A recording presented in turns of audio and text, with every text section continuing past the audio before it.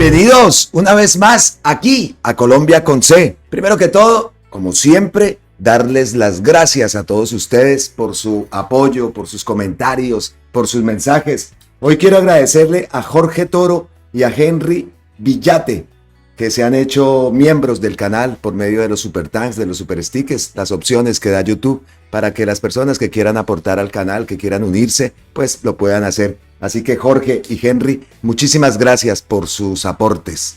Y hoy martes 14 de enero del 2025 se cumplen 891 días del gobierno del cambio, del primer gobierno progresista y perteneciente al pueblo colombiano. Y también mañana termina la Procuraduría de Margarita Cabello.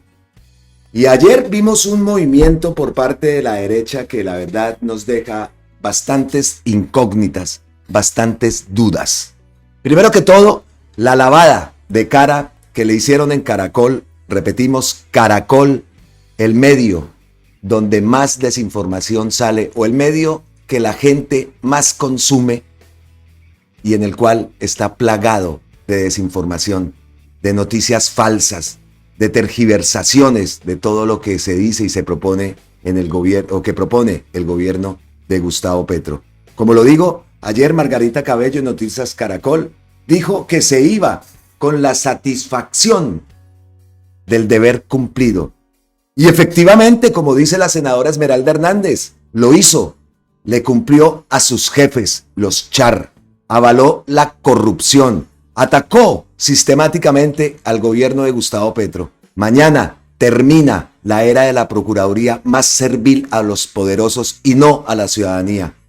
Definitivamente, repetimos, como lo dice la senadora Esmeralda Hernández, un periodo oscuro para Colombia.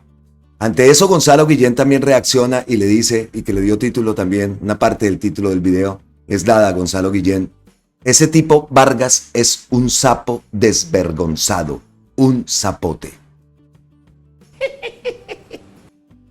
Y dice Sierra John, ¿cuánto billete? O sería bueno revisarle el bolsillo a Jorge Alfredo Vargas. Cada lengüetazo, cada adulación debe costar un billete largo, como se dice en el argot del bajo mundo. Totalmente de acuerdo con Sierra John 2001.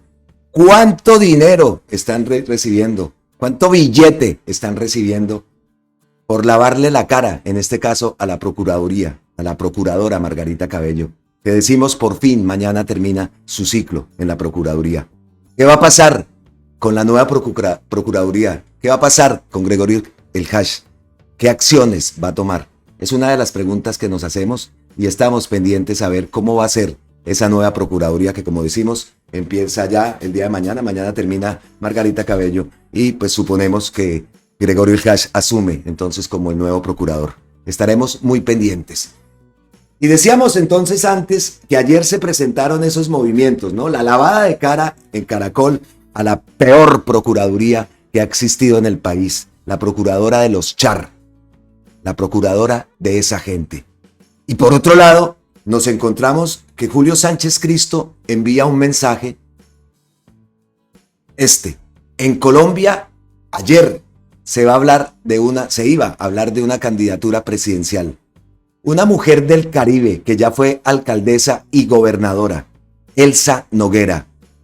Un nombre muy interesante que nos debe aclarar quién la acompaña en esta aventura. Éxitos, doctora Elcita. Cuando leímos ese post de Julio Sánchez Cristo, de verdad, y escuchar que presuntamente Elsa Noguera va a ser candidata presidencial, aunque después lo desmintió. Pero no entendemos por qué Julio Sánchez Cristo envía este post. ¿Por qué a la vez le estaban lavando la cara a la procuradora Margarita Cabello? ¿Será, y es una pregunta que hago yo, será que entre ellas sale una nueva candidata? ¿Una nueva candidata de la derecha? No sería raro que así fuera. Porque la derecha, aquí tenemos a jurista antivivista, la derecha impulsa candidaturas moralmente inviables.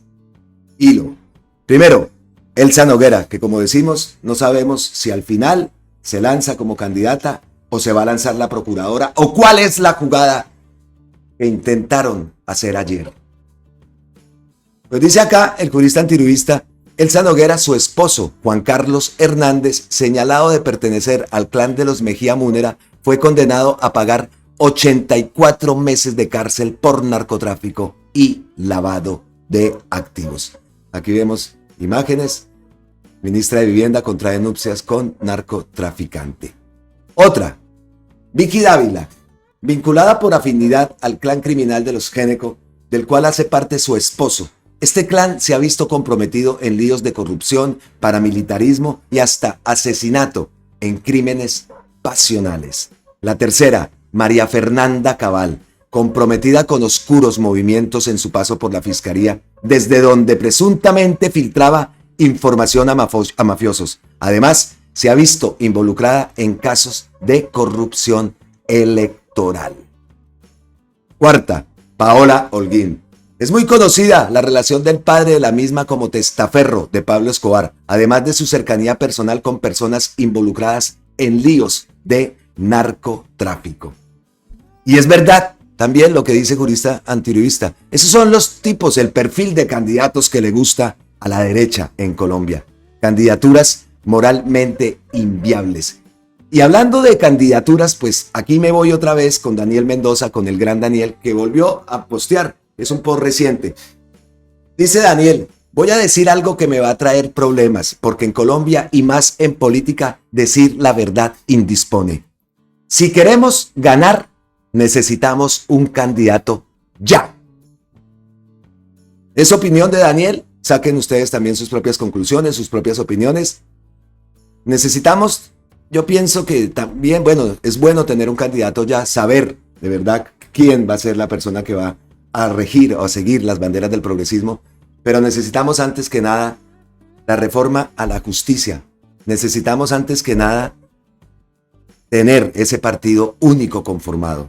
También dice Daniel, para las presidenciales deberían ponerse de acuerdo Bolívar, Caicedo, Corcho y Cepeda. Mirar quién tiene ahora más probabilidades de ganar y ese candidato debe iniciar campaña desde ya, con el apoyo de los otros tres. Esto nos daría una ventaja monumental, pero para eso hay que dejar egos y superar rencillas. Pues aquí entonces lo que decimos, necesitamos saber quién va a ser el candidato. Aparte de estos nombres, yo pienso que hay más nombres que aparecen como posibles presidenciables que continúen la bandera del progresismo.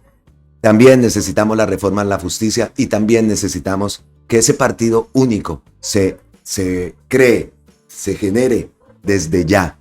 No podemos dejar que pase el tiempo. En esto sí tiene Daniel mucha razón. No podemos dejar que pase el tiempo. Tenemos que actuar ya y tenemos que organizarnos desde ya, sin egos, como lo dice el propio Daniel Mendoza. En este caso, por ejemplo, Gustavo Bolívar, nos preguntamos entonces, ¿Gustavo Bolívar tendría que renunciar al DPS?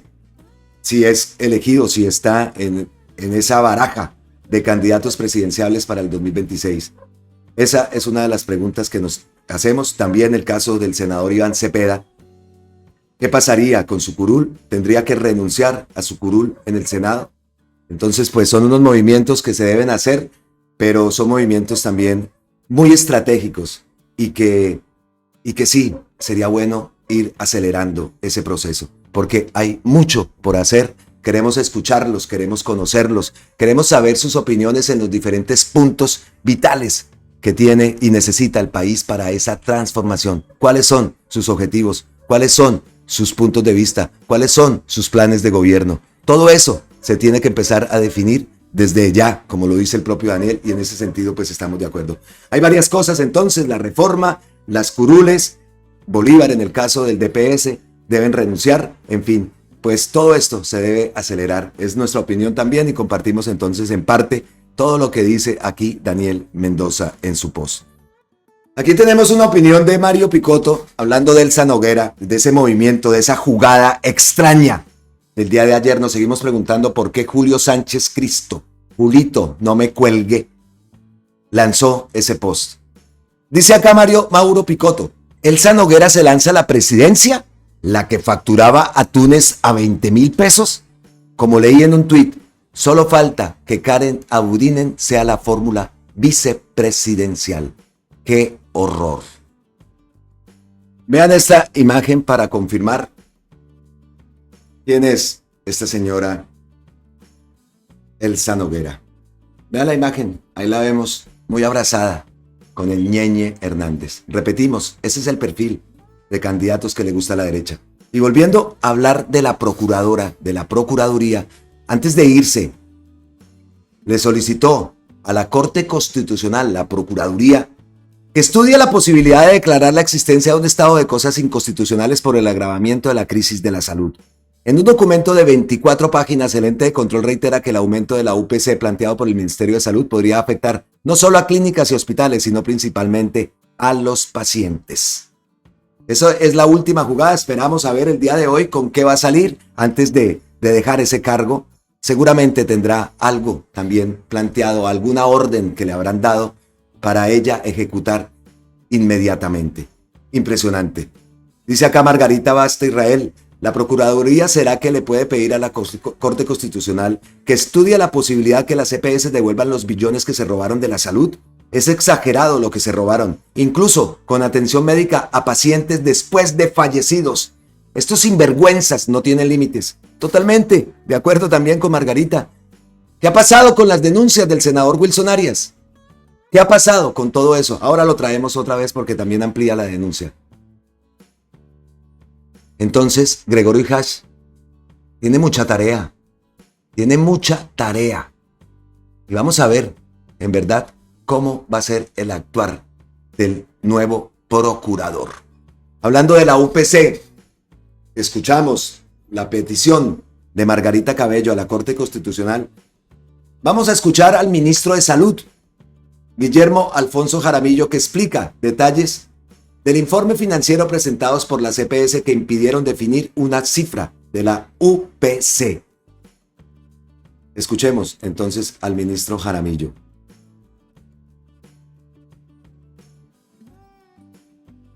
El régimen subsidiado porque ninguna presentó datos. Entonces estas 15 fueron las que presentaron datos.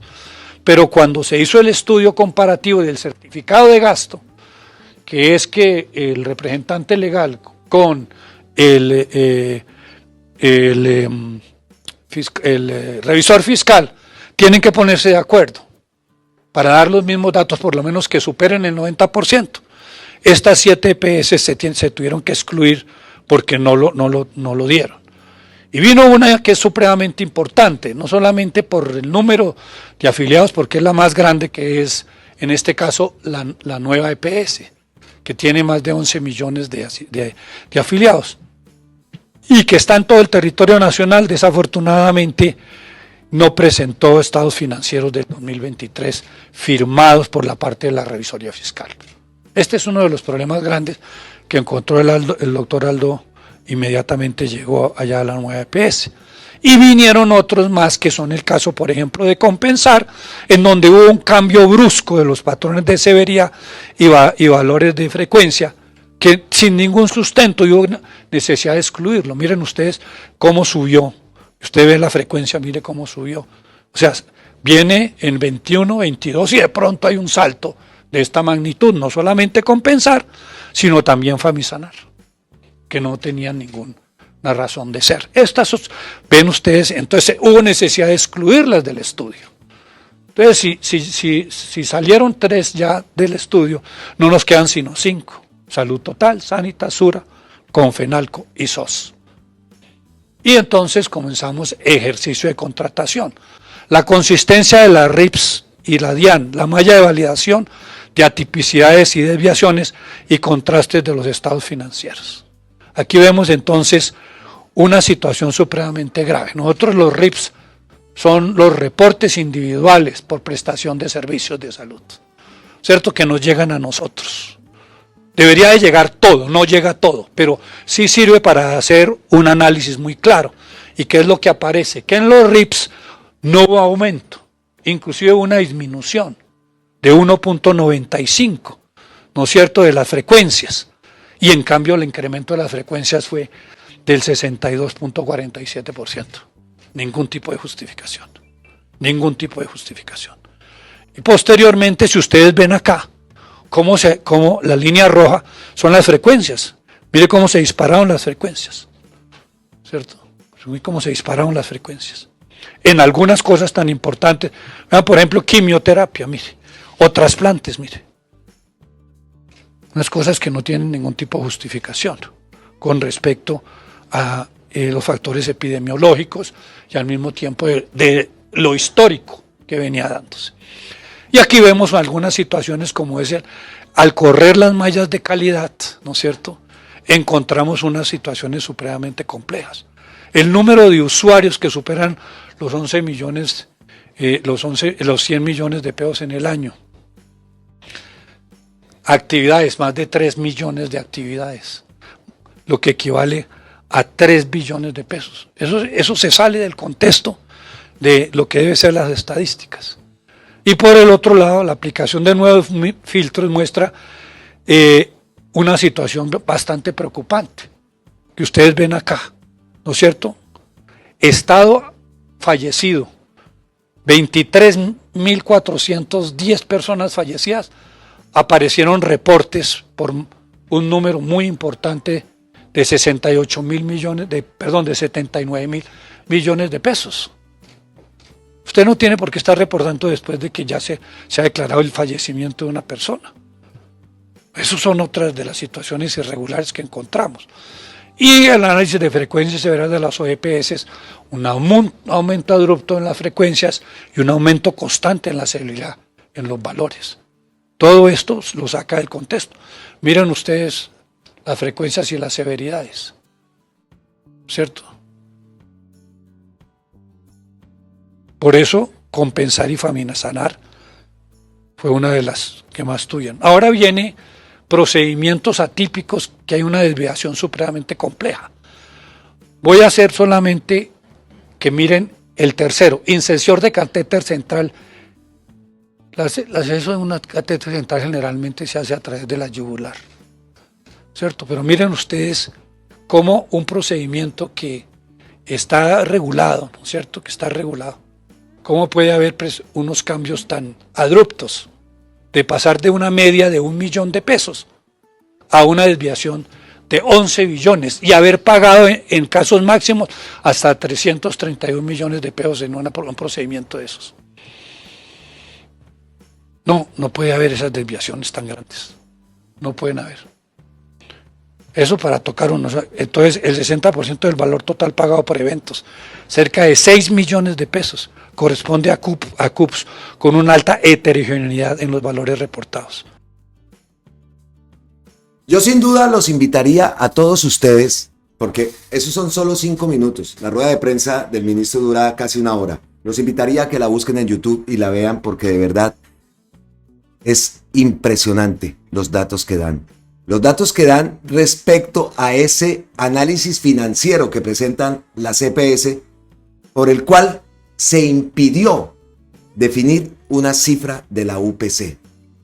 Tienen que verla para que se indignen y para que analicen todo lo que ha ocurrido, que ya sabemos muchas cosas, pero en esta rueda de prensa lo define claramente todo, la forma como se han robado el dinero de la salud en Colombia. Dice por acá Gustavo Petro, lo que están haciendo muchas EPS con los dineros públicos de la salud es un robo continuado. De nuevo, les solicito a la Fiscalía, profundizar la investigación con auditoría forense. Me vuelve a nombrar esta palabra, la auditoría forense. Vicente Calvo también muchas veces la ha solicitado. Y vamos a ver qué ocurre. La Fiscalía. Se citarán extraordinarias en el Congreso para la continuación del debate a la reforma a la salud, del debate de la reforma, de la transformación al sistema de salud en Colombia. Entonces, viendo los posts anteriores, viendo la petición que le hace Margarita Cabello a la Corte Constitucional, ¿por qué esto no lo incluyen? ¿Por qué estos datos no los incluyen en esa investigación que piden?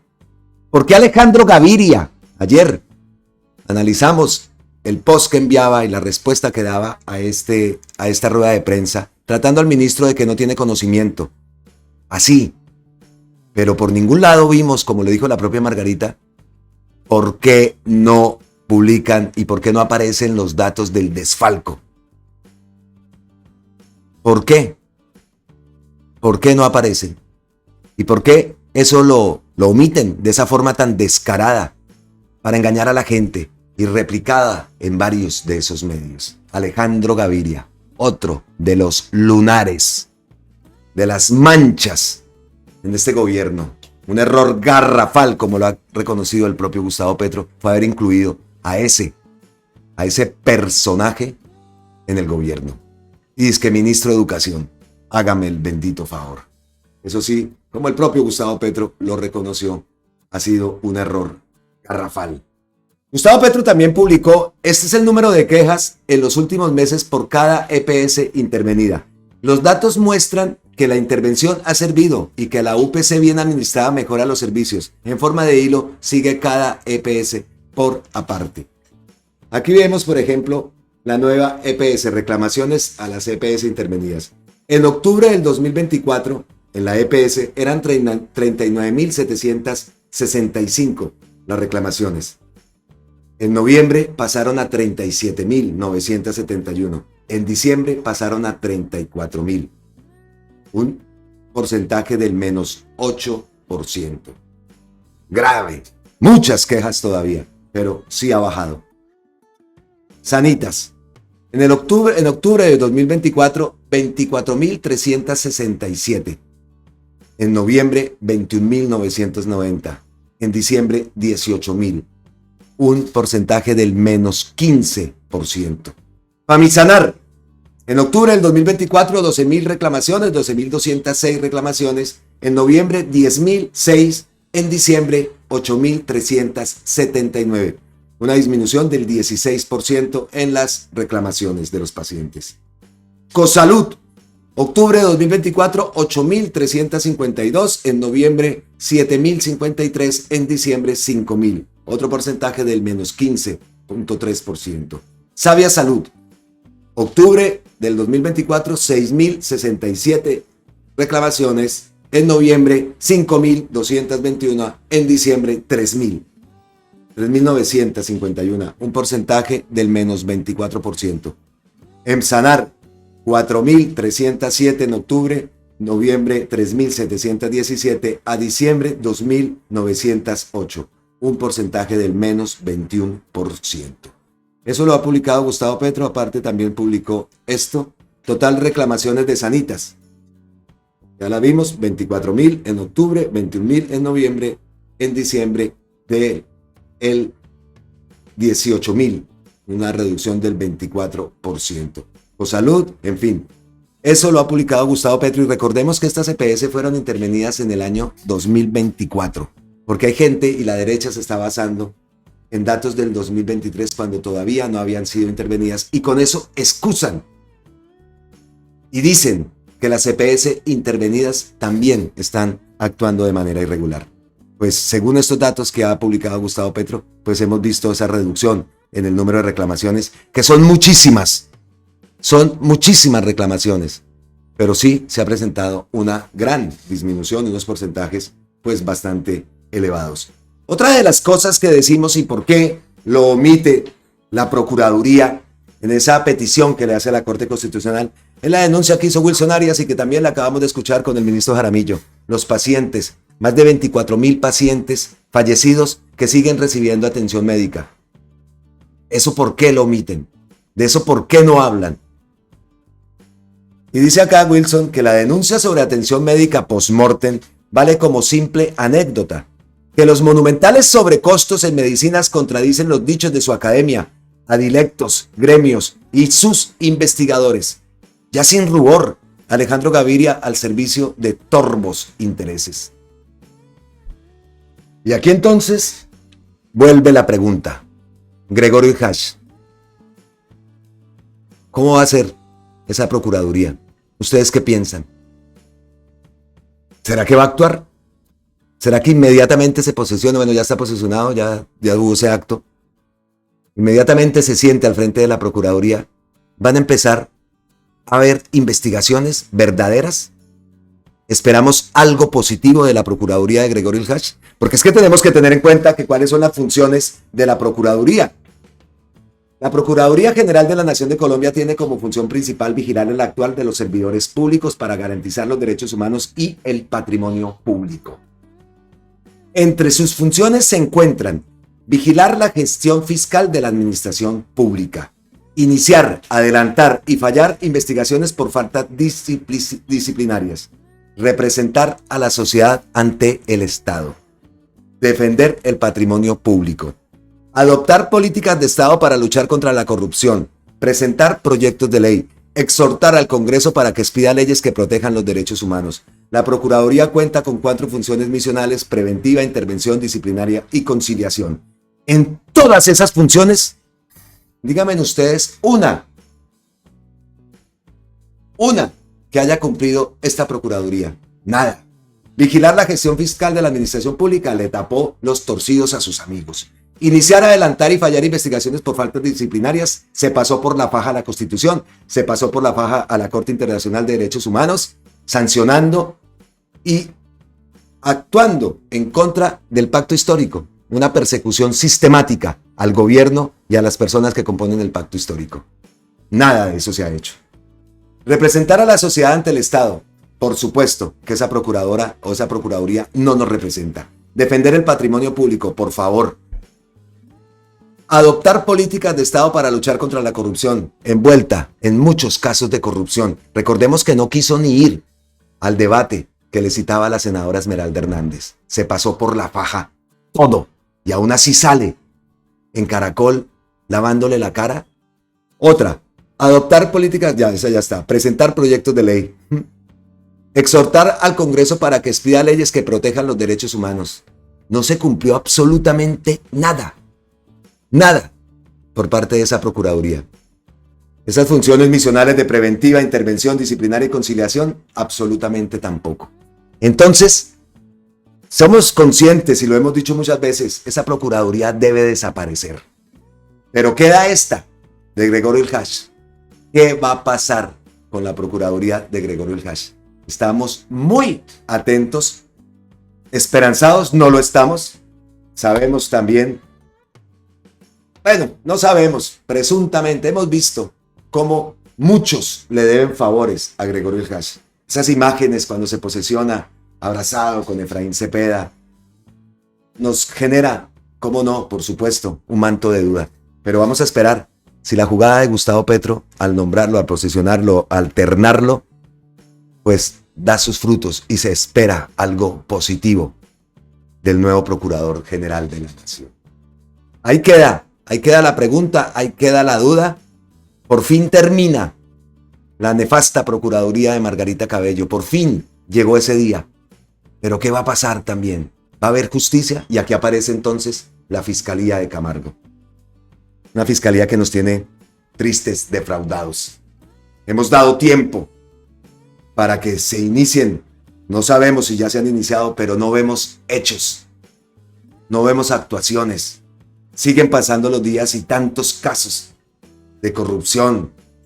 Ayer le estaban haciendo el reclamo a la fiscalía de que qué pasaba con el caso del pistolero Andrés Escobar. ¿Qué pasa? ¿Por qué no ha sido llamado? ¿Por qué no se han iniciado las investigaciones? Puede que se hayan iniciado. Entonces, ¿por qué no hay acciones? ¿Por qué no se ven movimientos en favor de la justicia? Y aún así dicen que es la amiga de Petro. La Fiscalía de Petro. Triste también nos tiene la Fiscalía de la señora Camargo. Entonces, ¿qué esperamos? ¿Qué esperamos? ¿Ustedes qué piensan? La verdad, pues esperanzas no hay muchas. Pero vamos a ver. Vamos a ver. Eso es parte de la reforma a la justicia también. Eso es parte de esa constituyente que se quiere. Que la Procuraduría desaparezca. Bueno, vamos a dejar ese tema. Vamos a continuar con otro tema también que ha sido tendencia en las últimas horas. Y tiene que ver con la deuda. La forma como dejó Iván Duque empeñada a Colombia. ¿Sabían que iban a perder las elecciones?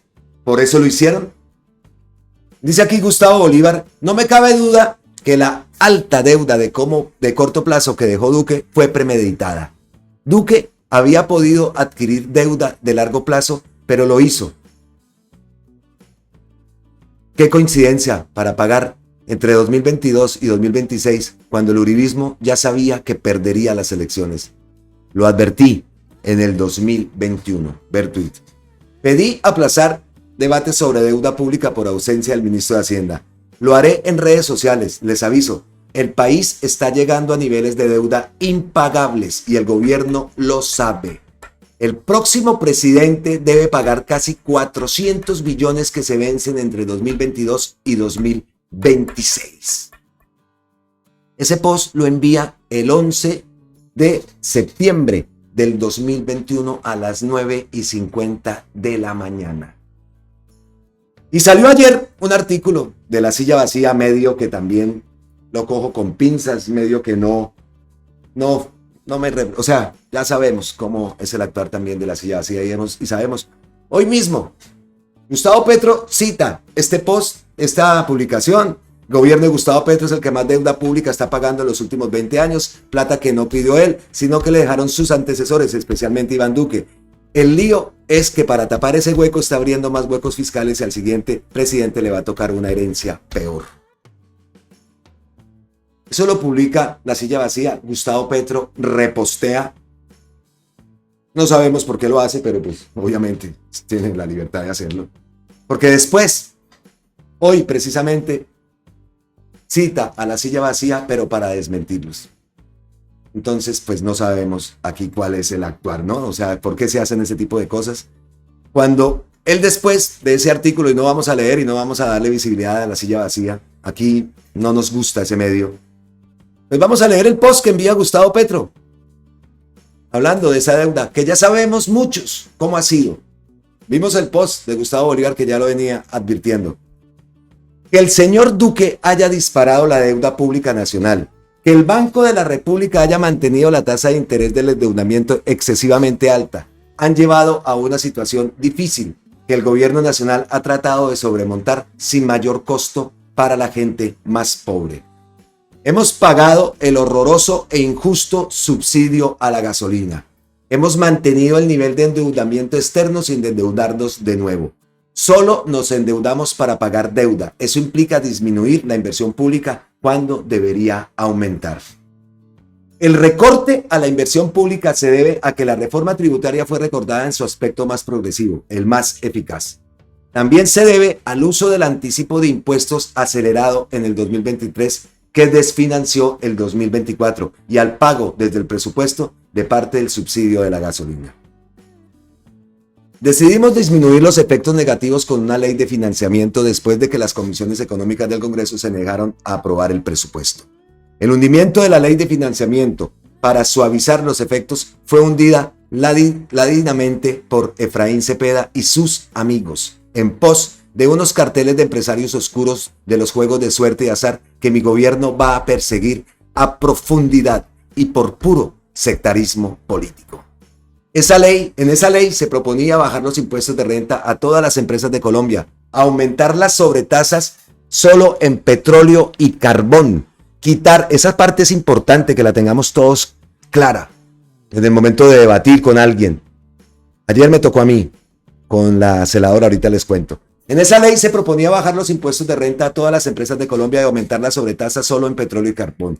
Quitar el IVA en turismo, energías limpias, transporte eléctrico y volver la deuda de los usuarios de energía llamada opción preferencial que dejó Duque en deuda pública para bajar tarifas y financiar el sistema eléctrico.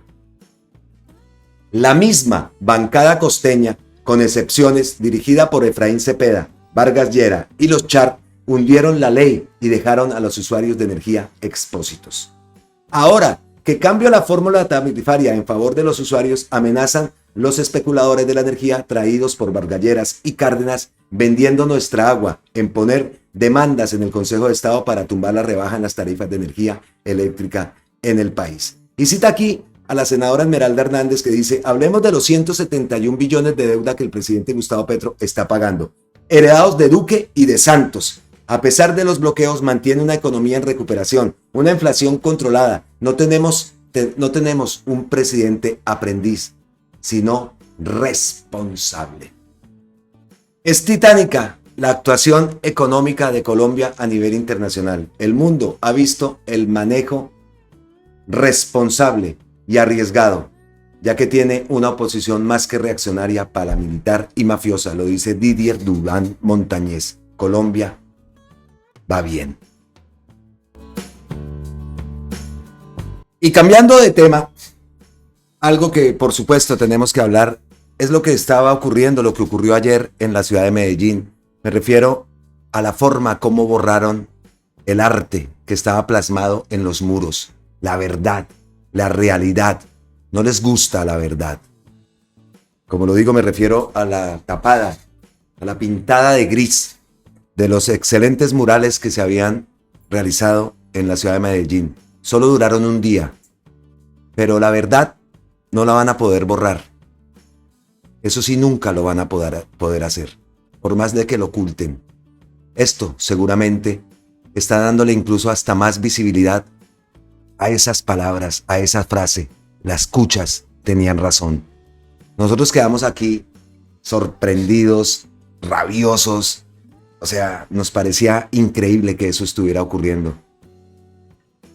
Y algo que yo he de reconocer, no sabía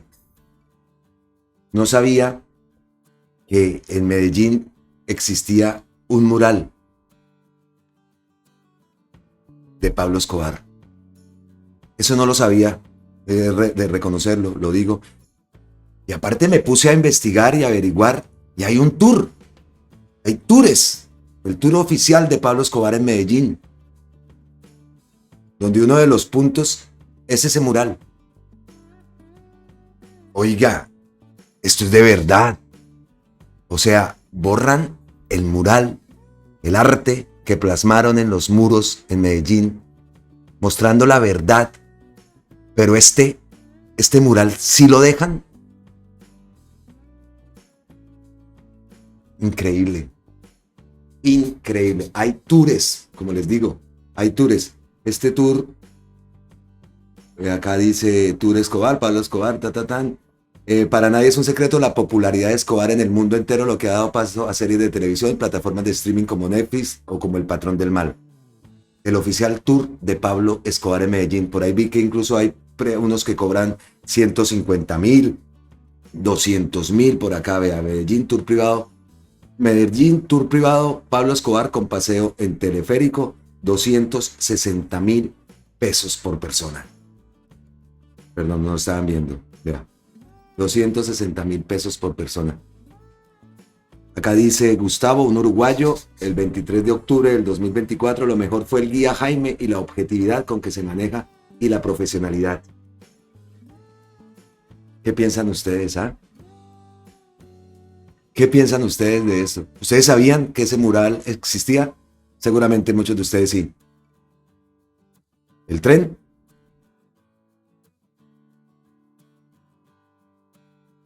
El tren. Recuerden que por aquí pasa la carrilera.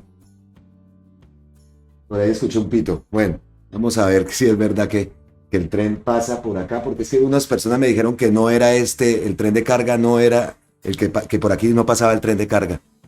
Ese tren pasaba por otro lado. Que el que pasaba por acá es un tren que lleva escombros. Pero bueno, estoy con la duda y con la incógnita del tren. Bueno, continuamos entonces. ¿Cómo les parece a ustedes esto? Entonces, borran el mural creado por artistas donde se ven reflejadas las madres de la escombrera con esa frase, las cuchas tenían razón, pero sí no se borra, ¿no? Dice acá Epicuro dos Santos, el mural que sí le encanta al uribismo, la memoria no se borra. Y acá tenía yo un artículo de Portafolio, no, perdón, de Publímetro, Le critican a Fico que no manda quitar un mural de Escobar y sí celebra que quiten los de la izquierda. Más que los de la izquierda, titular que no tiene nada que, o sea, quitan los de la izquierda. Más que la izquierda, es los que dicen la verdad. Tras la polémica por los murales tapados en Medellín, le critican a Fico que no manda a quitar los murales de Pablo Escobar, pero sí celebra que quiten los de la izquierda. No vamos, obviamente, a darle visibilidad a ese artículo que publica Publímetro, pero sí vamos a darle visibilidad, por supuesto, a Derly López. Tapar la memoria de la escombrera mientras se deja intacto un mural de Pablo Escobar, parece que la lucha no es contra el desorden, sino contra la verdad que incomoda. Totalmente cierto. Y a propósito, nuestro presidente acaba de postear referente a esto. Y referente a la palabra, ¿no? A ese ataque de que Gustavo Petro odia Antioquia. A la respuesta de Gustavo Petro. Odiar Antioquia es ocultar los hechos de la escombrera. El alcalde de Medellín debe responder en razón del orden público por qué en su gobierno no hizo la exploración para encontrar los seres humanos asesinados en la Comuna 13. Eso es verdad. ¿Por qué se dedica a borrar el arte que expresa uno de los peores horrores humanitarios cometidos en Medellín, la Operación Orión, la entrega al paramilitarismo de la Comuna 13 y la desaparición de centenares de personas, la mayoría jóvenes, el descuartizamiento de adultos, las fosas comunes? Y a propósito, por ahí vimos también a Néstor Morales que salió diciendo que debían tapar, que en vez de pintar a Uribe, deberían pintar a Tiro Fijo. ¿Ah? ¿Cómo la ven? ¿Cómo la ven? ¿Acaso no se da cuenta que lo hecho en la escombrera es digno de Pinochet, Videla y Hitler? Los asesinos en masa de la historia. Me acusan de usar la palabra fascismo de manera generalizada. No es cierto. La uso donde realmente hay fascismo. Hay fascismo en los hechos asesinos de la Comuna 13. Hay fascismo en la escombrera. Hay fascismo en ocultar los hechos. El fascismo no es una ideología, es una delincuencia. Le solicito al alcalde de Medellín decir quiénes son las personas que manejan desde una empresa privada la escombrera. Les solicito amar Antioquia y dejar que sus jóvenes se expresen en el arte y cuenten la historia real que quieren ocultar. Ese post es reciente del propio presidente Gustavo Petro tocando este tema. ¿Qué va a pasar? ¿Van a volverlos a pintar? Convencidos de que ya fue borrada la historia, ¿no? No, señores. Antes yo pienso que esto le ha dado más visibilidad y de las redes sociales no las van a poder borrar. Pero como lo digo, esto está teniendo incluso más visibilidad que la que tenía. Y esperamos que así sea. Esperamos que el país y el mundo se entere de que las cuchas tenían razón. Eso no lo van a tapar nunca. Al final no era el tren, era un carrito que lleva un carrito, yo le digo carrito, lleva como 6 personas en el carrito y iba pitando, porque es que en este punto por donde pasa donde pasa la vía del tren, se encuentra permanentemente personas caminando, hasta perritos he visto caminando por medio de las vías. Entonces, muchas veces tiene que pitar. Y lo que yo me pregunto es, porque ya escuché que incluso hubo como un accidente y una persona fallecida por ir caminando en las vías del tren en el momento que iba pasando el tren. Es que no tienen escapatoria cuando se ponen a caminar por ahí. O sea, en el momento que viene el carrito, viene el tren, no tiene para dónde coger. Al lado y lado es un abismo. Incluso hay un río que pasa por ahí. Peligrosísimo esto. Que mucha gente utiliza ese como un atajo. Que le han puesto incluso tablas para poder caminar más cómodamente. Y como les digo, hasta los perritos van pasando por ahí. Pero qué peligro tan grande. Entonces no era el tren, era el carrito ese que lleva. Es un carrito, no le he podido coger, hombre, siempre pasa y va rápido. No le he podido pillar, pero sí es un carrito con sillas. Lleva ahí como 6 personas. Pero me llama la atención es eso, el peligro tan grande para las personas, los animales y toda la gente que cogió en esa vía un atajo para llegar a una parte, a un sitio aquí donde estoy ahora instalado, para llegar más rápido. Pero, hombre, Qué miedo, estoy con la vaina del tren, ala. Estoy con la vaina del tren porque es que, lo que les digo, nadie me ha podido definir si por aquí pasa el tren de carga o es otro tren. Un señor me dijo que ese tren que pasaba por acá era un tren que llevaba escombros. Hablando de la escombrera. Bueno, llegamos entonces así, a las ñapitas. Por supuesto, las ñapitas, el vendaje, el bonus track aquí en nuestros videos en Colombia con C. Y la primer ñapita tiene que ver con Villavicencio. Hemos escuchado, es una de las ciudades que la tengo también en la lista, ir a Villavicencio, comprobar que parte del alumbrado público en la ciudad de Villavicencio se está generando con paneles solares. Y ayer vimos cómo en un centro comercial se instalaron los paneles solares. Vamos a ver, acá no le puedo poner el audio porque esto es de Caracol. Energía solar para salvar la plaza de mercado. Pues resulta que dice acá Alfredo de la A, presidente Petro, basta ya. ¿Cómo que esta gente de Villavicencio va a pasar de pagar 12 millones de pesos en ese centro comercial y ahora van a pagar por la energía 0 pesos? ¿Es por culpa de esos paneles solares que usted está colocando? Palabras dichas por una comerciante en la ciudad de Villavicencio. Señor presidente Gustavo Petro, ya aquí en Villavicencio se están viendo los resultados en esa plaza de mercado y de la cual todos estos comerciantes están muy felices con su gobierno por esos paneles de energía. Dice una de ellas, vamos a pasar de pagar 12 millones a 0 pesos. Esto toca verlo. Esto toca verlo y queda Villavicencio confirmada en la lista de mi gira. Por supuesto que por allá iré a Villavicencio, tengo muchas ganas. Yo también estuve por allá en Villavicencio una temporadita con mi hijo y con su deporte. Allá estuvimos, allá hicimos torneo, nos quedamos una semana y pues tuve el placer de conocer Villavicencio. Me llamaba la atención que en Villavicencio de un momento a otro te coge un chaparrón y después sol. Y vuelve el chaparrón y después sol. Y me llamaba mucho la atención también que la cancha de tenis allá en la liga, creo que es en la liga, tiene techo, está tapada, precisamente por eso. Pero a Villavicencio tenemos que ir, por supuesto que sí. Pues una gran noticia este tema de los paneles solares. Y otro tema que también me tiene contento, estuve buscando a ver por dónde iba a pasar la caravana.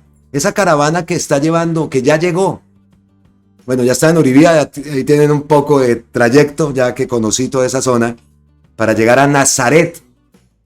Y ayer le contaba, yo me salgo a hablar con la celadora. Aquí es un conjunto cerrado. Y hay una celadora que es de La Guajira. Allá les dicen los paisanos. Que por cierto, criticó a Marta Peralta duro la opinión que tiene de Marta Peralta en La Guajira. En una parte, bueno, unas personas en La Guajira. Rajaron de lo lindo de la señora Marta Peralta.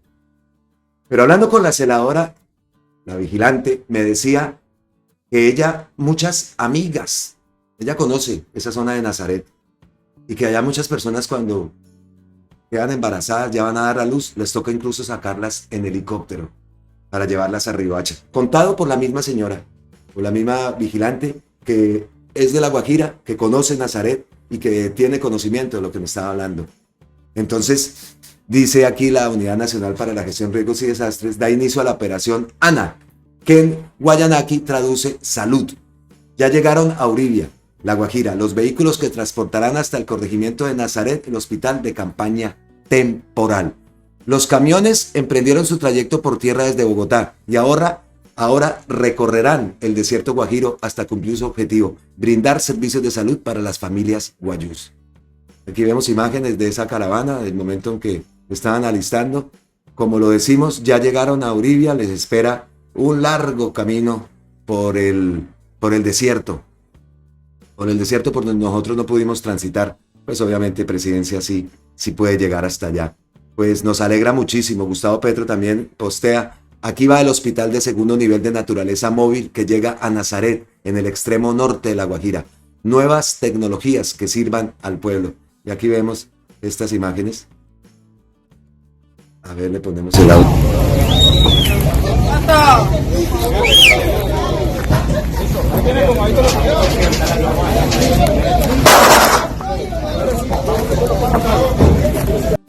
Manos a la obra, por Nazaret, por La Guajira, por las comunidades guayús.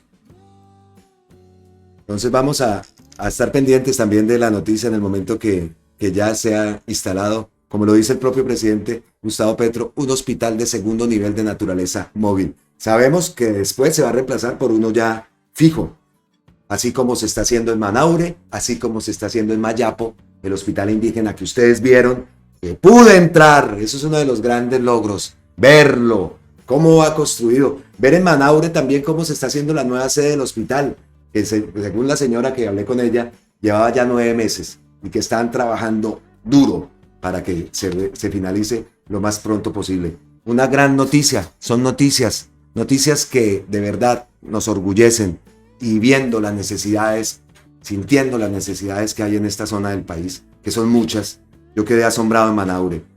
En Manaure las necesidades son muy grandes. Hablamos con el representante de las comunidades afro también y decía que necesitaban del gobierno ayudas para fomentar la pesca, para fomentar otro tipo de actividades, porque en La Guajira las tierras no son tan productivas, muchas tierras también pertenecen a los guayús.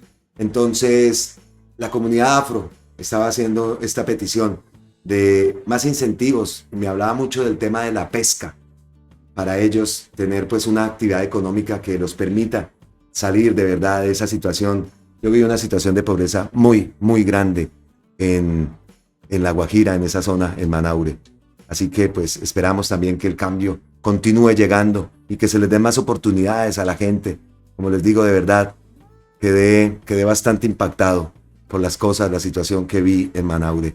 Fuerza a La Guajira, fuerza a esas comunidades, tanto los afros como los guayús, que pueden vivir en convivencia, que pueden convivir para pues lograr un mayor desarrollo de la región. Y siempre nos preguntamos, ¿no? Manaure, las salinas, ¿cuánto dinero ha dejado todo eso?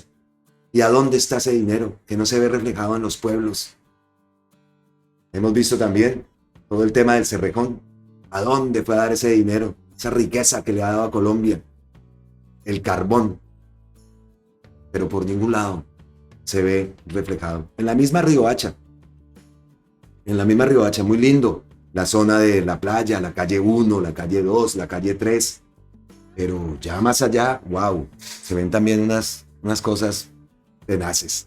Y entonces ahí es la pregunta, ¿no? Se robaron la plata, se robaron el río, le robaron el agua, y a punta de bienestarina era que solucionaban los problemas los gobiernos anteriores. Pero hay muchísimo por hacer en esta zona del departamento. Yo hablaba también y preguntándole a la gente, espacios deportivos, por allá también hay mucho talento, mucho muchacho, mucha muchacha con talentos en el deporte. Nada, no hay nada. Y eso nos molesta. Porque aquí en Colombia con C hemos dicho y hemos hablado que al igual que la educación, también el deporte es muy importante. Y en eso estamos quedados, pero bastante quedados. Y repito, con tanto talento que hay. Es increíble que el deporte esté en esta situación donde no se ven avances, no se ven los nuevos proyectos de centros de alto rendimiento que sí son importantes. Tanto la planta física, los elementos para poder entrenar, que los deportistas puedan salir del país, entrenarse en otros países, foguearse con otros deportistas que incluso serán sus rivales en un juego olímpico. Quedados en el deporte. Ahí sí, una X. Mal. Incluso se trató de que una deportista, una medallista fuera la ministra. ¿Y qué terminó siendo? Una corrupta más, que hasta última hora estaba firmando contratos. Qué tristeza que esa parte del progresismo no se tenga tan en cuenta. Qué tristeza. Y sé que de pronto puede quedarse en muchas intenciones, pero los hechos, en eso sí no se ha visto. Es una de las cosas que yo les preguntaría a los nuevos, a los precandidatos, a las personas que quieren continuar con ese sueño progresista. Oiga, y en todo esto se habla de Bolívar, de Caicedo, de Carolina Corcho, por supuesto, de Iván Cepeda. Y en otros lados también he visto al exalcalde de Medellín. ¿Ustedes cómo lo ven también? Daniel Quintero. ¿Lo ven presidenciable? Por ahí he leído cosas que sí. Yo la verdad no. Yo eso sí, la verdad, no lo veo. A mí me gusta, y lo vengo diciendo desde hace rato, Gloria Inés Ramírez, la ministra de Trabajo. Me parece una gran mujer. Como Carolina Corcho, por supuesto. María José Pizarro, yo no la veo como candidata presidencial. La quiero más allá, en el Congreso. Pero aún así hay muchas personas que hablan de Carolina Corcho. De María José Pizarro como candidata presidencial. Bueno, eso es lo que tenemos que definir. Y ahí sí volvemos al post de Daniel Mendoza. Es algo que se debe como acelerar. No sé cuál sea la estrategia esta vez. Pero una de las preguntas que le haría sería esa. ¿El deporte qué? ¿Nos vamos a quedar solamente con la reactivación de las clases de educación física en los colegios? Eso no es lo que se necesita. Y eso no es lo que quieren muchos jóvenes. Muchos jóvenes quieren practicar deporte, tener los recursos. Muchos sueños quedan. Porque de pronto los padres no tienen el dinero para costear una carrera deportiva. Y aparte, con esa mafia que hay en todas las ligas, yo hablo de la liga de tenis, la liga de fútbol, padres pagando para que sus hijos jueguen, profesores de tenis diciendo usted no aspire a ser un Rafa Nadal, a ser un Djokovic, no, usted aspire a ser profesor. Y en Bucaramanga se presenta eso. Los profesores ahora tienen una academia y los muchachos que entrenaban y que hicieron torneo en todo el país, incluso por fuera, ahora son los profesores. Ahora son los empleados de los antiguos profesores. Eso pasa en Bucaramanga. Y lo digo con conocimiento de causa. Hacia muchos les moleste. Hacia muchos les moleste, pero es la verdad. Fui víctima de esos profesores que solamente ven en usted como papá. ¿Cómo pago? Con este pago la cuota del carro. Con este pago la cuota del apartamento. Con este, esto. Pero los niños, los muchachos, de eso nada. Esos no tienen con qué. ¿Por qué? ¿Cómo va a ser posible que un colombiano llegue a ser número 1 en el tenis? ¿Por qué? Eso nunca. Y así, son muchísimas cosas. Así que un cero patatero en el tema del deporte, en este gobierno del cambio. Qué pena, pero es así. ¿Dónde están los centros de alto rendimiento que se habían hablado? De eso se habló. De hecho, de eso yo hice transmisión. Intervenciones de Gustavo Petro. En Buenaventura. En Chocó. Hay muchas cosas por hacer. Pero el deporte no se puede dejar a un lado. Y se tiene que nombrar una persona. Es que no hay nadie que sea capaz de manejar el deporte en Colombia de otra forma. Miren el torcido, la gente, la liga esa de la Federación de Fútbol. Mire quiénes son los que están en presidiendo esas ligas. Oiga, por ahí escuché, y es un chisme, no sé si sea verdad, que Iván Mejía Álvarez vuelve y que volvería a RTBC. Lo digo, no es confirmado. Pero a mí me gustaría. Lo que pasa es que ya, don Iván, yo escuchaba el pulso del fútbol. Lo escuchaba incluso en España. Me encantaba. Y me verdad que me gustaría, pero pues yo, según lo que escuché, Iván Mejía ya se había retirado, vive en Cartagena. A él lo admiro mucho. A Iván Mejía me gusta, me cae muy bien y por eso muchas veces lo traigo aquí en los videos. Y ya me ha reposteado más de uno y ya por ahí me dio un corazón en X. Vamos a ver qué pasa. A ver si Iván Mejía vuelve, un programa deportivo, no sé, me encantaría. Lo puede hacer incluso de manera virtual, porque tiene mucho. Iván Mejía tiene mucho que dar. Así que, pues esa era un run, repito, ¿no? No es algo confirmado, es un run. No que ahora me vayan a caer porque vaya a decir cosas que no son. Es un run. Y me fui a buscar la cuenta de Iván Mejía y de él todavía de eso no se habla. Pero vamos a ver qué ocurre. Listo, mañapitas. Lucero Martínez Casab, la gran Lucero. Por casualidad me tocó conversar en una calle con un subteniente de la policía. En medio de eso me dijo, me voy a confesar, en la policía estábamos un poco expectantes con la llegada de este presidente Petro. A la voz de ex guerrillero. Uno no sabía qué podía pasar, pero estamos muy contentos con él. Sentí una gran alegría al escucharlo. Grande Lucero, me encanta Lucero Martínez Casab. Y he de decir de esto, yo no lo pregunté directamente, pero en Bogotá, recién llegado, cuando estaba haciendo todas las diligencias, veía siempre grupos de policía, entonces para preguntar algo, o cuando iba a hablar por el teléfono, me hacía cerca a los policías.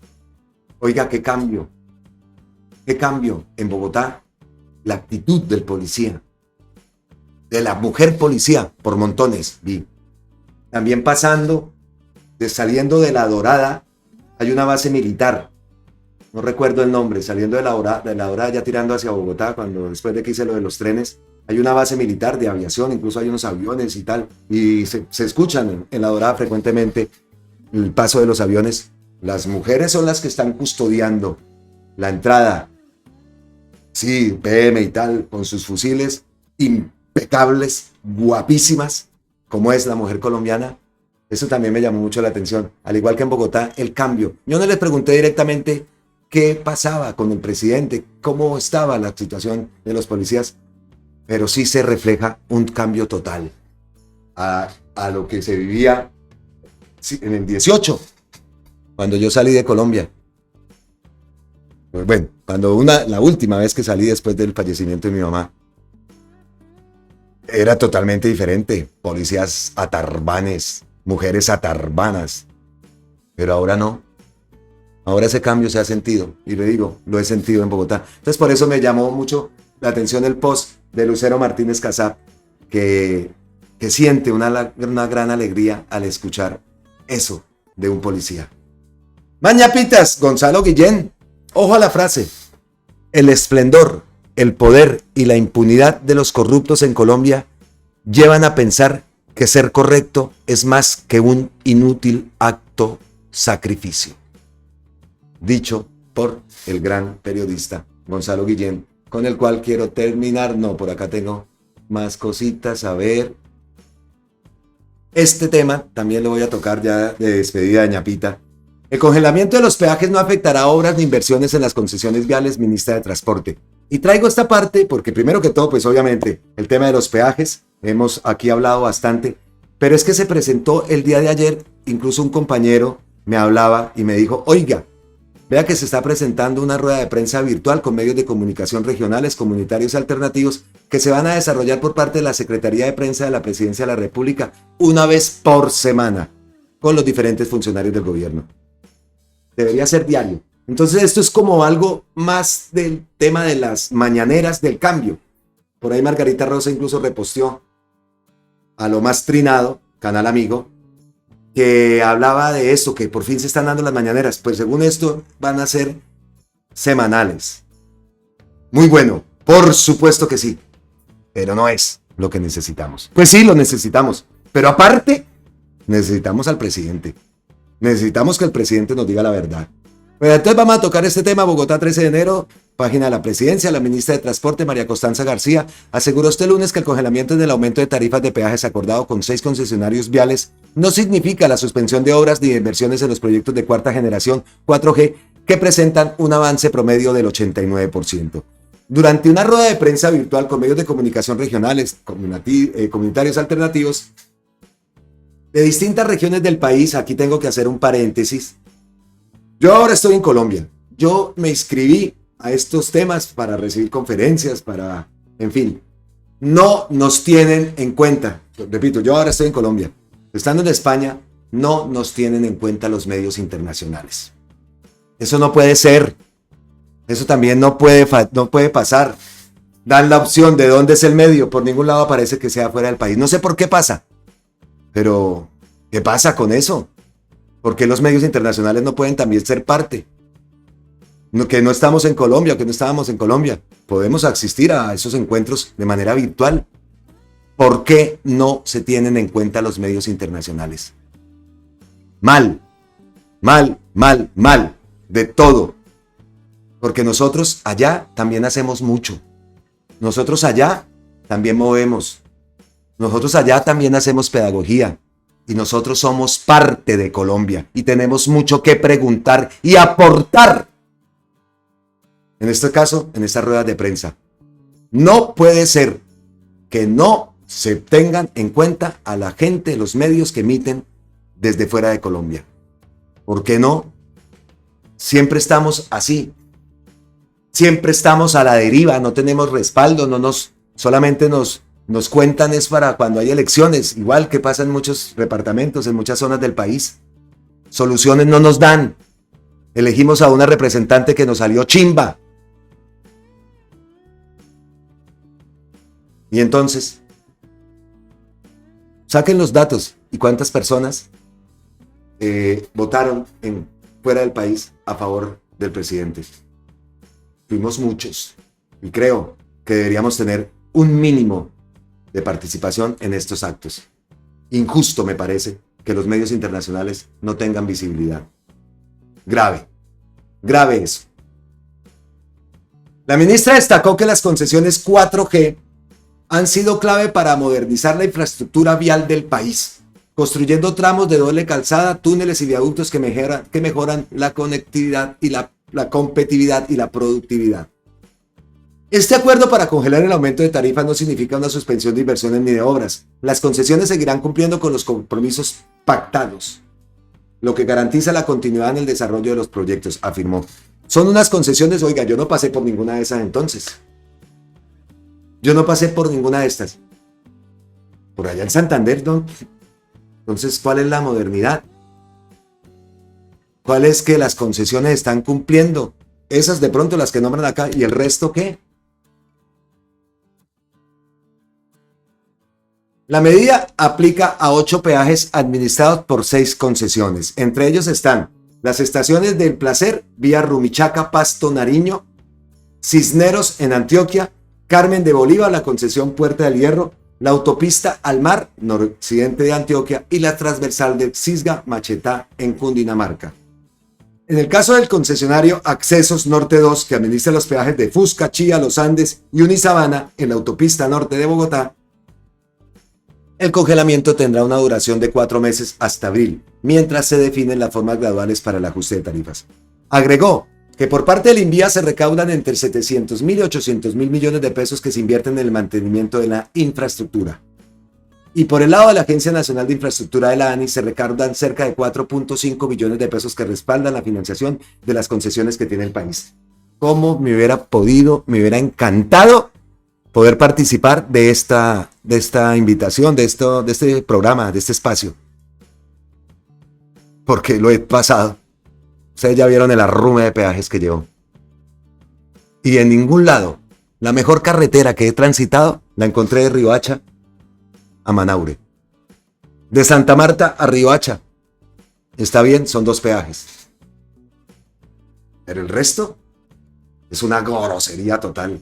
Ese paso por todo el Cesar, terrible. Ese paso por Santander, saliendo hacia la costa, terrible. Ese paso por Barbosa, Oiva, Socorro, San Gil, terrible. Bueno, ya San Gil a Bucaramanga hay medio y después pasa el Bucaramanga, listo, y empieza a coger el norte para coger hacia la costa y hágale favor, mijo. A recoger el carro en una bolsa. Y pague. Eso sí, el del Playón lo quitaron. El del Playón no, el de Río Negro, perdón. El de Río Negro lo quitaron, porque incluso el GPS no está actualizado, peaje. Y sí, está ahí, pero está destruido. Más adelantico, pues te espera el del Playón. Tenemos 31 peajes que están localizados en la infraestructura que administra el INVIAS. Nuestro Instituto Nacional de Vías administra 10.200 kilómetros de carreteras del orden nacional. En estos 10.200 kilómetros solo tenemos 31 peajes en cerca de 1.000 kilómetros. ¿Dónde están? Yo no pasé por ahí. Tenemos 7.700 kilómetros administrados por la Agencia Nacional de Infraestructura bajo el modelo de concesión. Son 43 concesiones de primera, tercera, cuarta y quinta generación, siendo pues el paquete más importante de lo que conocemos como cuarta generación, donde están ubicadas 119 peajes. ¡Qué grosería! 119 peajes, son 180 en el país, explicó la ministra a los periodistas regionales y comunitarios. Estas ruedas de prensa virtuales con medios de comunicación regionales, comunitarios y alternativos se van a desarrollar por parte de la Secretaría de Prensa de la Presidencia de la República una vez por semana con los diferentes funcionarios del gobierno. Decimos, excelente, pero falta más. Queremos al presidente.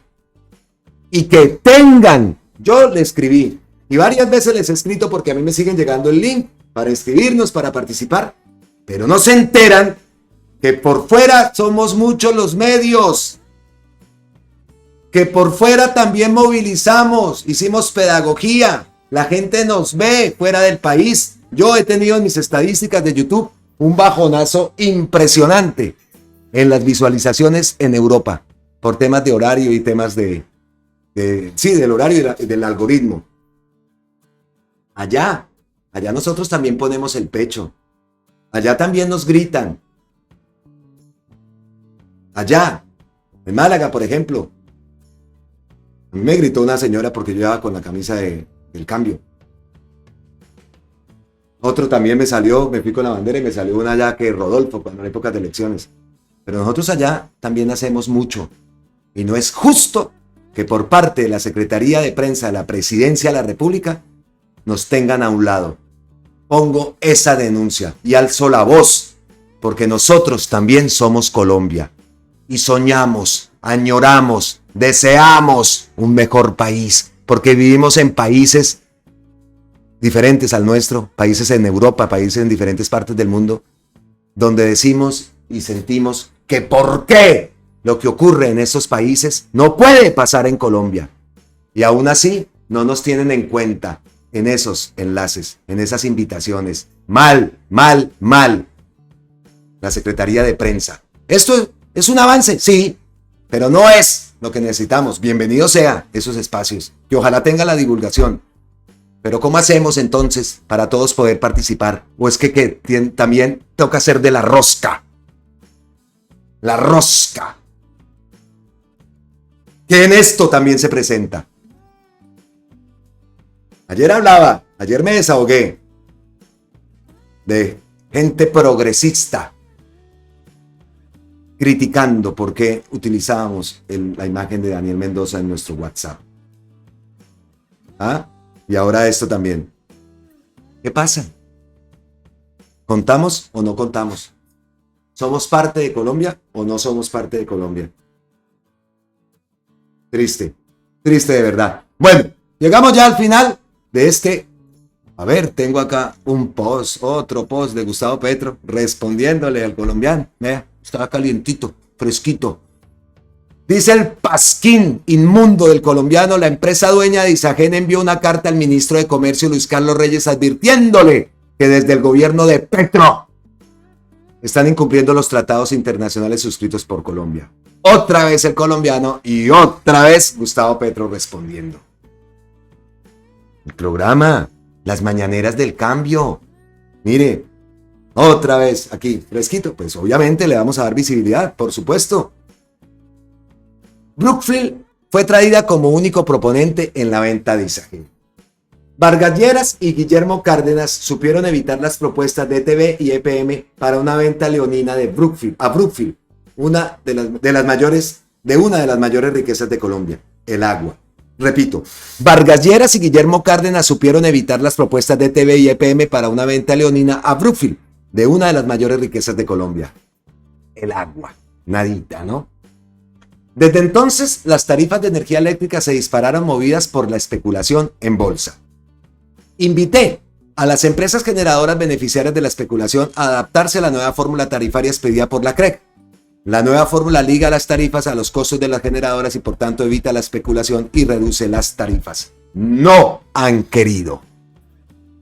La especulación estalló a partir de la antigua fórmula tarifaria de la CREC. Ligaron la tarifa a los costos de las generadoras más ineficientes, Repitieron la ley que descubrió David Ricardo para la tierra en el feudalismo. Los precios de los alimentos se forman en las tierras más ineficientes. La especulación se desató en contra de la industria y en contra de las familias. Entonces, decidí una fórmula complementaria a la nueva fórmula: reducir la exposición a bolsa, que es un método complementario a los contratos entre generadoras y comercializadores. El decreto que expedí entonces, reduciendo la exposición en bolsa de venta de energía, que es donde se hace la especulación por parte de las grandes generadoras, efectivamente y sustancialmente reduce las tarifas de energía a los usuarios de todo el país y conserva la rentabilidad de toda la generación de las generadoras, pero referidas a sus costos. Reduzco el espacio de la especulación y cumplo con la Constitución, que ordena que las tarifas deben expresar los verdaderos costos del servicio. Acabar la especulación en las tarifas es fundamental para el desarrollo de la economía y la salida de la pobreza. Sé que ahora irán al Consejo de Estado. Espero del Consejo de Estado la actitud comprensiva con la gente pobre de Colombia y cerrar el camino de la especulación abusiva. Espero de los usuarios de la energía defender lo justo y movilizarse masivamente para defender un mercado justo sin especulación, como lo ordena la Constitución. No más especulación en el mercado energético. Justicia a los consumidores de la energía eléctrica. Es el último post que acaba de enviar el presidente Gustavo Petro, y aquí nos acordamos, ¿no?, de la orden que dio a los municipios de la costa de generar sus parques solares para generar energía que pueda abaratar los costes de la tarifa del servicio de la luz, generar energía para el alumbrado público, cosa que ocurre en Villavicencio, pero nada. Por la carita linda se pasan las órdenes de presidencia. De eso lo escuchamos y no hemos visto ningún avance. ¿Qué pasa? ¿Qué pasa? Hay muchas cosas que hay que cambiar y hay muchas cosas por las que uno dice: oiga, constituyente, se necesita una constituyente. Vean estos casos. Bueno, ahora sí los dejo. Llegamos al final de este contenido, esperando que haya sido de su agrado, esperando que las personas que no se han suscrito al canal pues lo hagan. Estoy revisando a ver si se me ha escapado algo. No, Brookfield fue la última, o Diario Antioquia, listo. Esperando que este contenido haya sido de su agrado. Recuerden, aquí en Colombia está Colombia con C. Estamos convencidos de que otra Colombia es posible. Lo vamos a lograr. Pero tenemos que organizarnos, tenemos que movilizarnos, tenemos que expresarnos, tenemos que manifestarnos. Y nada de egos, nada de divisiones. Eso no nos viene bien ahora.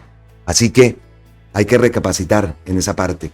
Tenemos que unirnos, no desunirnos. No atacar a los medios alternativos por parte de otros medios. Eso no es justo. Lo dije ayer y lo repito el día de hoy. Nos vemos en la próxima. ¡Mua! Abrazos ancestrales desde Colombia. Nos vemos en la próxima y gracias. Miles de gracias a todos ustedes. Lo repito, ya le dije, suscríbanse al canal, denle a la campanita.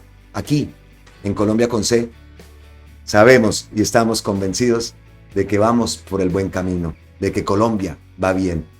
Chao. Feliz resto de día.